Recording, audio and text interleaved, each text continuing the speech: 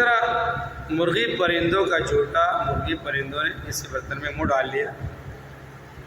کھلی ہوئی مرغی کسی بند جگہ میں نہیں, کھلی ادھر ادھر پھر رہی.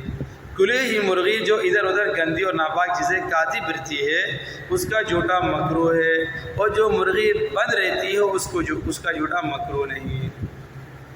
شکار کرنے والے پرندے جیسے شکرا باز پرندوں کا شکرا باز وغیرہ ان کا جھوٹا بھی مکروہ ہے, وہ شکار کرتے ہیں. لیکن جو پالتو ہو جو پرندہ اور مردار نہ کھائے جو پرندہ, نہ اس کی چونچ میں نجاست لگے ہونے کا شبہ ہو, نہ اس کے چونچ میں نجاست لگے ہونے کا اندیشہ بھی نہیں ہے, وہ پالتو ہے مردار بھی نہیں کھاتا ہے وہ, تو اس کا جھوٹا پاک ہے. ایسے پرندے کا جھوٹا پاک ہے.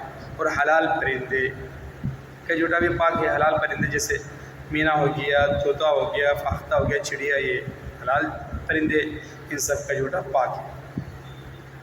حلال جانور, وہ تو پرندوں کا ذکر تھا. جانور حلال جانور جیسے بکری ہو گیا, بھیڑ, گائے, بھینس, ہرنی وغیرہ, یہ حلال جو جانور ان کا جھوٹا بھی پاک ہے. یعنی جانور کسی برتن میں منہ ڈال لے وہ پاک ہے. اسی طرح گھوڑے کا جھوٹا بھی پاک ہے. گدھے اور خچر کا جھوٹا پاک تو ہے, گدھے اور خچر کا جھوٹا پاک تو ہے, لیکن ان کے جھوٹے سے وضو ہونے میں شک ہے, یعنی مشکوک پانی ہو گیا. لہذا اگر کہیں صرف گدھے یا خچر کا جھوٹا پانی ملے اور اس کے سوا اور کوئی پانی نہ ملے تو وضو بھی کرے اور تیمم بھی کرے. شک والا پانی ہے, یہ صرف مکروہ نہیں, شک بھی ہے اس لیے اس وضو پانی سے اگر دوسرا کوئی پانی نہیں مل رہا ہے اس پانی سے وضو بھی کر لے, مزید تیمم بھی اوپر کرے. چاہے وضو پہلے کرے یا تیمم پہلے کرے, دونوں کا اختیار ہے. چاہے وضو پہلے کر لے پھر تیمم کرے, یا چاہے تیمم پہلے کرے پھر وضو کر لے, دونوں کو ملائے. لیکن پسینے کا حکم کیا ہے؟ جن جانوروں کا جھوٹا نجس ہے, جیسے کتا ہو گیا, خنزیر تھا, چیر پاٹ کرنے والے جانور, شیر,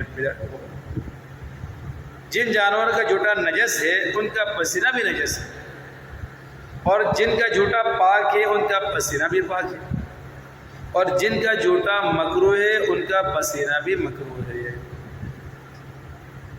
گدھے اور خچر کا پسینہ پاک ہے, گدھے اور خچر کا پسینہ بھی پاک ہے. کپڑے اور بدن پر لگ جائے تو دھونا واجب نہیں, لیکن دھو لینا بہتر ہے.